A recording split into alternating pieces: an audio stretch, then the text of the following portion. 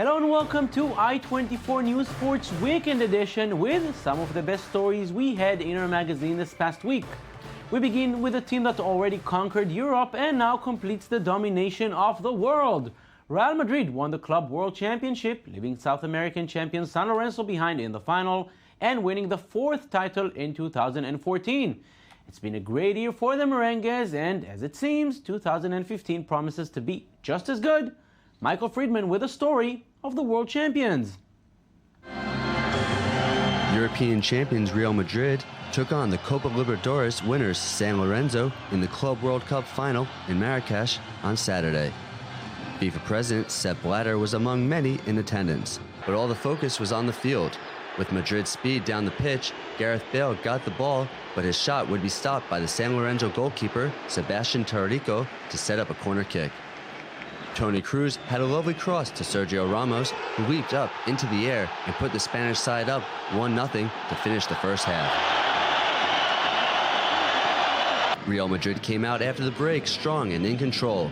With the loosely marked box, Bale slipped the ball past the keeper, which proved to be enough, giving his side a 2-0 victory over the South American champions. As the final whistle blew, the Los Blancos celebrated, and the Welsh goal scorer was happy with his side's result. It's been an amazing season for us and amazing year for us. So hopefully there's still more to come. There's still a lot to play for this season, and we're looking forward to it. German World Cup winner Toni Kroos is coming out a true champion in 2014. I think this year for me, especially, was absolutely perfect. Yeah, and I was able to win the World Cup, and now it's a great end of a great year. Ramos grabbed the award for player of the tournament as Real Madrid lifted the trophy and will now carry their 22-game winning run into 2015.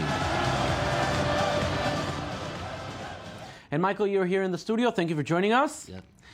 This team is full of stars, but it's working. We've seen teams with a lot of stars in the past, Real Madrid being the best example with the Galacticos 10 years ago. That failed. And here, with all those stars, something feels right. It's working. Yes, we question the ability for this team to really, with all the stars that they have, to come together at the beginning of the season. But they're proving us all wrong that they can do it. The fact that even if Ronaldo isn't scoring, which he's scoring most of the days, but even if he doesn't score, someone else steps up. They have so much talent. They have so many great players. Midfield is so strong. Ancelotti's getting the players really in perfect form. Even Sergio Ramos said that he believes the team is now feared across the world. So there's something Which they there. Are. They are. They won 22 games in a row. There's something incredible about that. And now you mentioned the other players who are not Ronaldo. I want to mention Gareth Bale. He was out for some time with an injury, but every time there's a final, he scores. Spanish Cup final against Barcelona, he scores. Champions League final against Atletico Madrid, he scores. Now again, makes you wonder, maybe Florentino Perez knew what he was paying 100 million euros for. He must have, because I'll admit, in the beginning, I thought it was he was getting way too much money for his value. But he's proving out everyone that he is that great. The fact that he shows up in all of the important matches, that's what's the most important thing for a player to do. A lot of people question, do you step on the field and in the big matches, under the biggest lights, the most pressure? And Gareth Bale is the man that's doing it time after time. So Perez has made a great signing, bringing him on, and I think many more goals and a lot for him in the future. Absolutely, and here we're seeing him scoring that Real Madrid goal. And now looking forward to 2015, there's one thing Real Madrid has not really accomplished lately, that is the Spanish championship. They've only won one in 6 years, which in Real Madrid terms is a failure, but it looks good now. They hold a 1-point lead over Barcelona with a game in hand, and if this form continues, it will be very hard to chase them. It is very surprising that we haven't seen them win the La Liga in 6 years. It's something that, it is looked at as a failure. Despite the fact they're winning other trophies, this is something that they need to win this year.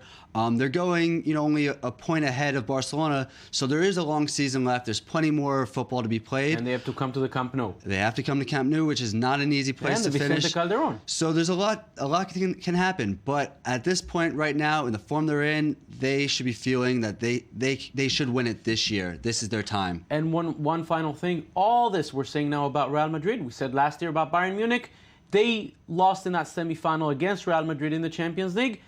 How is it looking for Real Madrid from here on? I mean, with the fact that they have to play in the Champions League and all the other tournaments that they play, it is a challenge. So the more tournaments they're in, the more games they're playing, the more tired the players will be. So ultimately, they have a long season left, but they should be getting many silverware. Absolutely, and we'll follow Real Madrid in our different shows. Michael Friedman, thank you very much. Thank you. Still with football, but somewhat different. We always knew you can play anywhere except in the ocean. Well, that boundary was broken with a new floating pitch in Thailand. It's fun and exciting, but there's one problem. No one will bring you the ball back if it's kicked out of bounds. Here's more in the story. This floating football pitch in southern Thailand is unforgiving.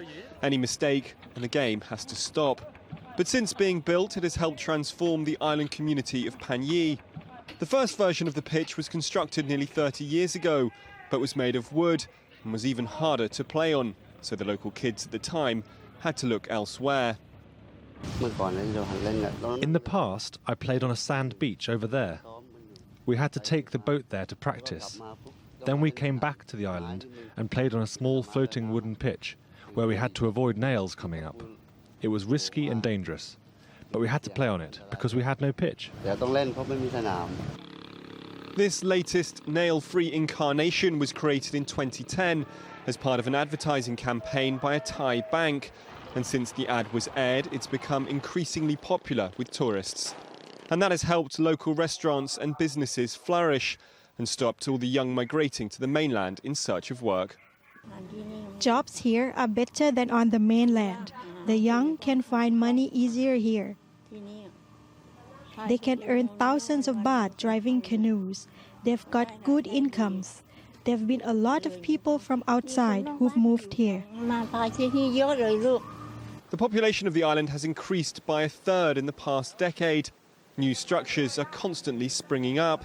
And despite the fact the island now has a concrete pitch with netting around it, the island's chief is keen to maintain the floating version. I think we should keep the football pitch for our children and grandchildren, because we can say that the floating pitch is unique to the village. Having to twist and turn and keep the ball close has undoubtedly helped the football team improve their skills, as a small mistake can mean a trip into the water. The village team has won several league titles, a success story both on and off the pitch. Now to the United States, where the recent wave of racial tensions made its way to the football field and the basketball courts over the last few weeks, with some of the biggest names in sports taking a stand in the social issues that tear America apart. Liz Barnbaum and Daniel Roth take a look at the athletes who are no longer keeping quiet.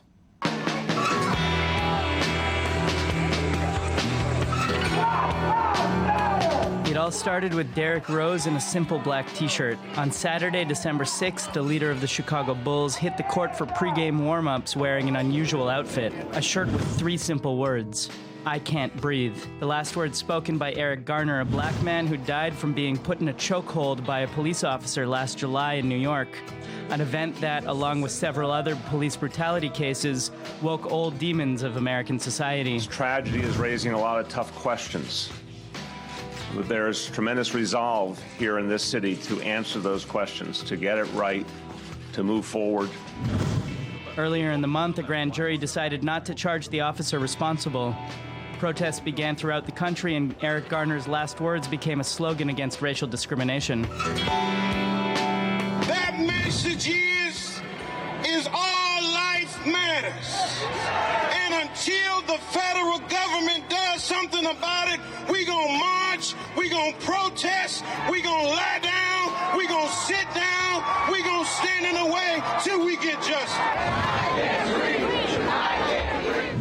LeBron James and his Cleveland Cavaliers teammates also took the plunge by displaying those words on their chest just before a game against the Brooklyn Nets on December 8th. Their opponents, the Nets, did the same.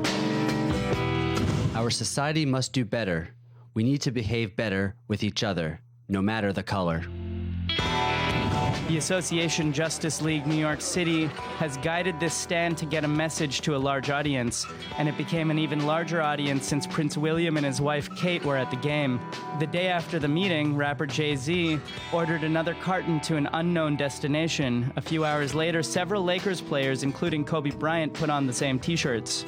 In the NFL, the American Football League, St. Louis Rams players displayed the slogan as defender David Joseph published a photo of his shoes with the slogan written on them. Some of his teammates also took the field with both hands held high, echoing the hands up, don't shoot that resounded in the streets of Ferguson after the death of Michael Brown. Athletes taking a stand goes back to 1968 when African-American athletes Tommy Smith and John Carlos took the podium in the 200-meter in Mexico City Olympics with a black glove fist raised, a rallying sign of the civil rights movement at the time.